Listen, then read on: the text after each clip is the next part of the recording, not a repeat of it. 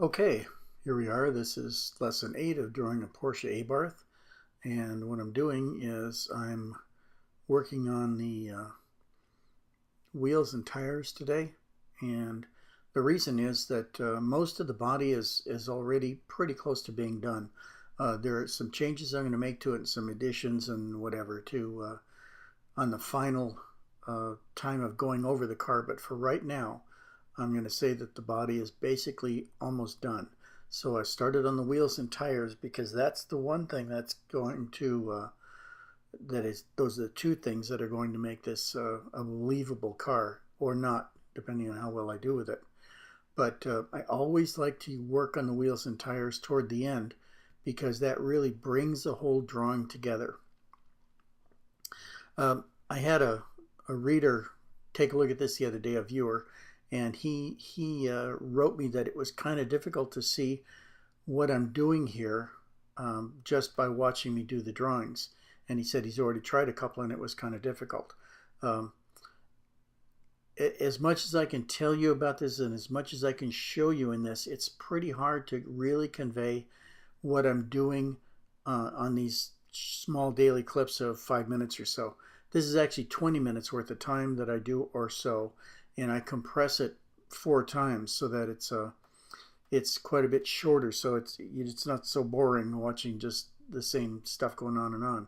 Hopefully you get to see something change in that 5-minute period. But what I did was I wrote a book, and the book is available on Kindle only, and it's Insider Secrets to Drawing Cars. And if you look on the Kindle books on Amazon, then you'll see it. That really explains what I'm doing here a lot better than just the pictures do here, because I go into what I use in terms of materials as well as pens and things like that. And it also shows some illustrations of how to do that. And if that's what you're trying to do, is do these same drawings that I am, I really suggest that you buy the book. And it's not a lot of money. It's $2.99. But the reason that I do it is because that's the way to see what I'm doing. This is, you're watching me here. That's to see the results of what I'm doing, but it doesn't show you how and why I really do it. So I'm not just pushing for the book, but if you want to understand how to do this stuff, then that's really the way to learn. And really, face it, $3 is not enough to make a difference one way or the other in your financial health. But it would help you to see how to do this work if that's what you want to do. If you want to just watch the lessons, of course, that's fine, and I'm happy to have you here. But if you want to find out how to do it, that's the best way to do it. Anyway, moving on from there.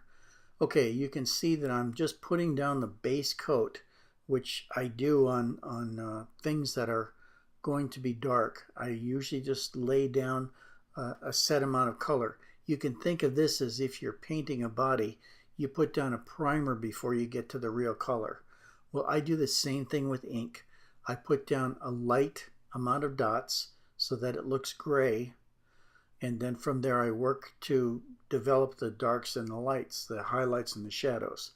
And the reason is that unless you put tire dressing on it and shine a bright light on it, tires will never be white because they're black or they're gray. And that's what I do with this. Some elements are going to be gray and they're going to have a strong light on them. Others are going to have a shadow, and that's going to be a really dark black. So somewhere in between is where all that tire is going to be. It's not going to be white. That's just the way it works. So what I'm doing here is I'm trying to lay down the initial color, the tonal values that would represent the light part of it, and then I'll come back later and go and do the darker parts, the ones that are in shadow. And for this sounds funny, but if you think of a tire as a licorice donut, that's what it really is, because it's round if you look at it from the side, but if you look at it from an angle, then it also is round. The cross section of the tire, if you cut right through it, is kind of round too, like a donut shape. Of course, it's got the hole in the middle where the wheel is. So what you're trying to do here is to show the curvature of the sidewall of the tires, as well as the roundness of the tire and the shadows cast by the sun coming down, or whatever light you have, whether it's ambient light from outside or whether it's lighting inside a museum or a garage or something like that. But all of those things, if you can make that look right, then you can sell the fact to somebody else's mind that this is round. It's round in two different directions. It's round like a pizza, but it's also round like a donut. And if you do that right, then people will believe that this is in fact a tire. So that's what I'm working on right now. And you'll notice, if you take a look at it and think about it for a second, the light coming from above is going to cast a shadow on the upper part of the tire, the lower part of the upper side of the tire. It's going to do the same thing on the bottom. So that's what you need to do.